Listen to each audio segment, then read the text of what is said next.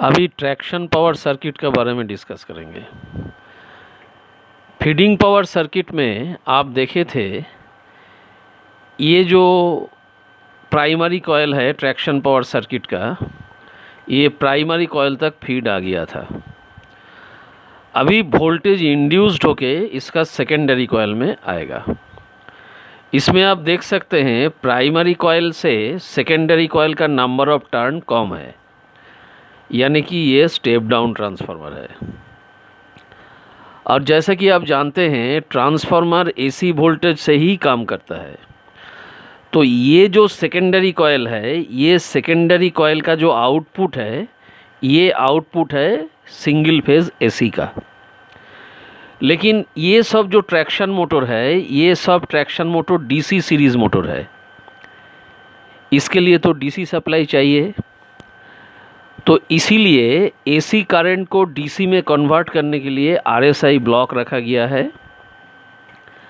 और RSI block से flow होने के बाद में जो करंट निकलेगा, वो करंट को और भी प्यूरीफाई करने के लिए एसएल को, यानी कि स्मूथनिंग रिएक्टर को रखा गया है। तो अभी ये जो सर्किट है, ये सर्किट को हम लोग दो भाग में डिवाइड कर सकते हैं। एक है ट्रैक्शन के दौरान और एक है ब्रेकिंग के दौरान। तो पहले हम ट्रैक्शन में जाएंगे कि ट्रैक्शन के दौरान ये सर्किट में कैसे करंट फ्लो होता है उसको देखेंगे। उसका बाद में फिर हम लोग ब्रेकिंग में जाएंगे। तो आप जब नॉच लेते हैं, सबसे पहले आप एमपी को एन में रखते हैं। एमपी को एन में रखने से सब लाइन कॉन्टैक्टर L1 से लेके L6 तक क्लोज हो जाता है। ये सब लाइन कॉन्टैक्टर क्लोज हो गया। उसका बाद में जब आप एमपी को ऑपरेट करते हैं तो करंट क्या होता है, करंट ये लाइन कॉन्टैक्टर होते हुए, ये जो आप देख रहे हैं, ये है ट्रैक्शन मोटर का आर्मेचर कॉयल और ये है ट्रैक्शन मोटर का फील्ड कॉयल। तो ट्रैक्शन के दौरान आर्मेचर कॉयल और फील्ड कॉयल, ये दोनों में साइमल्टेनियसली करंट फ्लो होता है, एक ही साथ में करंट फ्लो होगा। तो देखिए करंट कैसे फ्लो होगा, पूरा सर्किट कैसे काम करता है देख लीजिए। यहाँ से करंट निकला, फिर यहाँ तक लौट के आएगा। यहाँ से जो करंट निकला, यानी कि यहाँ से एसएल होके वो करंट निकल के फिर आरएसआई ब्लॉक में लौट के आना है, तब हम लोग बोल सकते हैं कि सर्किट कंप्लीट हुआ। तो जैसे कि लाइन कॉन्टैक्टर 1 क्लोज है, अभी ये ट्रैक्शन मोटर 1 का आर्मेचर कॉयल होके, ये जो है ये है रिवर्सर। ये रिवर्सर का काम क्या है, ये फ्लोइंग ऑफ करंट जो है वो करंट का डायरेक्शन को चेंज करता है। तो देखिए ये जो करंट आया, ये करंट इधर से गया, फिर इधर से गया, इधर से जाके ये जो है, ये है ट्रैक्शन मोटर का फील्ड कॉयल। और ये जो है, ये है परमानेंट शंटिंग रेजिस्टेंस, यानी कि ये फील्ड कॉयल में हम लोग प्योर डीसी करंट को फ्लो करेंगे। यदि थोड़ा सा भी एसी कंपोनेंट रह जाएगा, उसको एब्जॉर्ब करने के लिए ये आरपीएस है। और ये जो है, ये है शंटिंग कॉन्टैक्टर, ये है शंटिंग रेजिस्टेंस।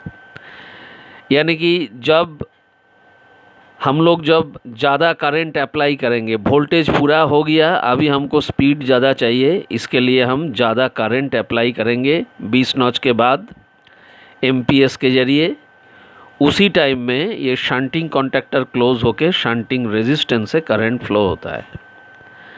तो अभी देखिए आर्मेचर कॉयल होके इधर से गया करंट, ये फील्ड कॉयल होके फिर ये रास्ता से आएगा, ये दोनों कॉन्टैक्ट ले लेगा। ये कॉन्टैक्ट क्लोज होने का बाद में, ये कॉन्टैक्ट जब क्लोज होगा तो करंट ये रास्ता से आएगा, ये रास्ता से आके फिर इधर में वापस चला जाएगा। तो ऐसे ही सर्किट कंप्लीट हो गया। सिमिलर थिंग आप देख सकते हैं ब्लॉक 2 में, ट्रैक्शन मोटर 4, 5, 6 का केस में भी वैसा है। SL2 का जो करंट है, SL2 का करंट वही ट्रैक्शन मोटर 4, 5, 6 का आर्मेचर कॉयल होते हुए फिर इसका फील्ड कॉयल होते हुए, फिर ये दोनों कांटेक्ट होते हुए, ये QD2 होते हुए, फिर इधर से आके फिर RSI2 में लौट के चला जाएगा। तो ऐसे ये सर्किट कंप्लीट हो गया। और इसमें जो आप देख सकते हैं, इसमें QOP1 और QOP2 इसका रोल है। ये जो QOP रिले है, ये है ट्रैक्शन पावर सर्किट का अर्थ fault relay. It is nothing but A resistance. ये 1800 ओहम का एक रेजिस्टेंस होता है। ये QOP1 या QOP2 ये 1800 ओहम का एक रेजिस्टेंस है। और इधर में है RQOP1, ये भी एक रेजिस्टेंस है 3200 ओहम का। और ये जो RPQOP1 RPQOP2 है, ये भी एक रेजिस्टेंस होता है, ये है 150 ओहम का। तो ये इधर में है HQOP। जब मान लीजिए QOP1 जब बार बार गिर जाता है, उसका जो प्रेस्क्राइब ट्रबल शूटिंग है, वही ट्रबल शूटिंग में जब इसका बाद में हम लोग डिस्कस करेंगे, उसमें आप देखेंगे QOP जब बार बार गिर जाता है, उस टाइम में हम लोग HQOP को ऑफ करके गाड़ी काम करते हैं। तो उसका रोल है, बाद में जब DJ कंट्रोल सर्किट में जाएंगे तो डिटेल्स में बताएंगे उसका बारे में।